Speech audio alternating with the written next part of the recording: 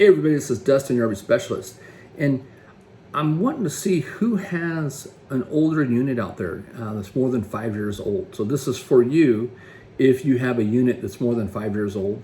What I want to advise you on is to go out and check the dates on your LP detectors and on your carbon monoxide detectors. So that's one of the things we kind of look for when somebody comes into our shop is, so the issue with this is propane is, can be deadly. And we've seen coaches over the years explode, catch on fire, cause all kinds of issues. We've all seen those horror stories online on the different Facebook groups where they've exploded. I've written articles on those. I've worked with companies like Gas Stop to kind of help, our industry. And so if you have a LP detector or a carbon monoxide detector and it still may be functioning, it may be working just fine, make sure that you check the dates on those.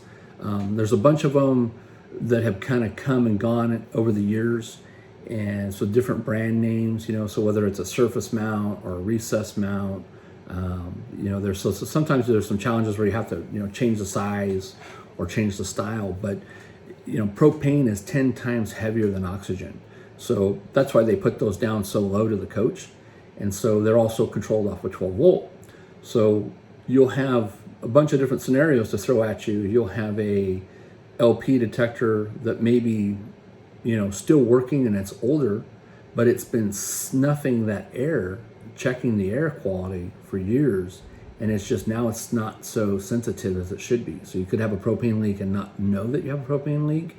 And that's what we want to prevent, especially at night. You fall asleep, you may not smell it, and it can basically smother you and kill you. Or if something, if you had like a spark or something that triggered something clicked off and on, furnace, water heater, something like that, refrigerator, it can cause it to catch on fire or cause a flash in the coach, basically like an explosion. So check your dates, replace those. I know some of them are expensive. You can get some cheaper versions on Amazon. We'll list some links below to help.